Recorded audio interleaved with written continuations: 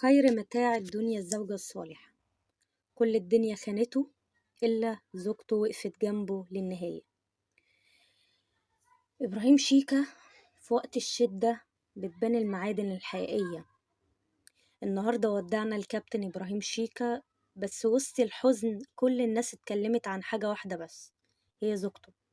ست عظيمة واقفة جنب جوزها من أول لحظة تعب لحد آخر نفس، لا نامت ولا اشتكت ولا سابت إيده، كانت جنبه في الرعاية، في الدعاء وفي الوجع وفي الصمت، كانت السند الحقيقي ليه. الكل شاف وفائها وإخلاصها، فعلا نموذج نادر لست بمعنى الكلمة. شيكا كان نجم وهي كانت نوره في عز العتمة. ربنا يصبرها يا رب ويجازيها عن حبها ووفائها معاه للآخر. الوفاء مش بس كلمة، أحيانا بيكون حياة كاملة لحد الآخر.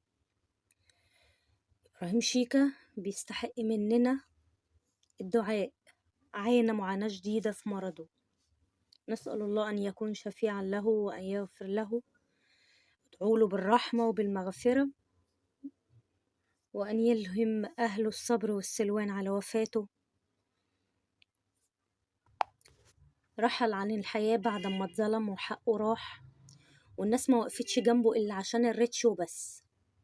كل واحد يروح يتصور معاه شوية، مين اللي ساعده بجد ومين اللي وقف جنبه؟ كانت زوجته. هو خلاص راح عند ربنا اللي مش بينسى ولا بيظلم. صديق شيكا المقرب قال إن هو رن على مراته 44 مرة، كان عاوز يموت في حضنها، وفعلا ده اللي حصل. كل المشاهير تجروا بمرضه ومحدش وقف جنبه لآخر لحظة إلا وفاء عامر، محمد رمضان، وتامر حسني. نادي الزمالك ما ساعدش إبراهيم، ومشاهير التوك توك اللي بتحترموهم ما كانوش بيردوا على تليفوناته.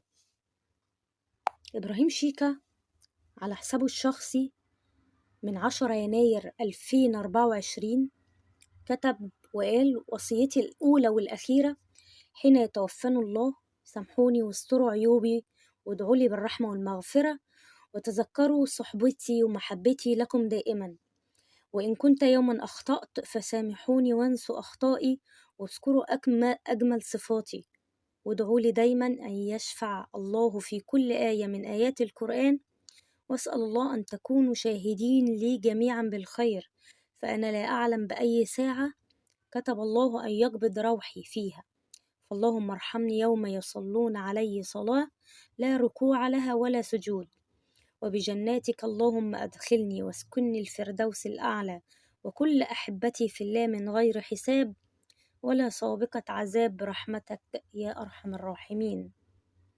ففعلا زوجة إبراهيم شيكا مثال للزوجة الصالحة بنت الأصول. عملت اللي عليك وزيادة، وقفتي جنبه وسندتيه في عز ما الكل اتخلى عنه، وصلتي صوته للعالم كله وخليتي الناس تعرف حكايته وتدعيله.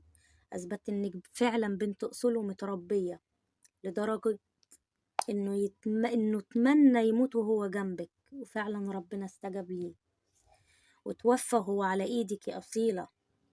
ادعوله بالرحمة وادعوا لها ربنا يقويها ويصبرها ويربط على قلبها، اللهم ارحمه واغفر له وخلي صبرها قوة في قلبها يا رب العالمين.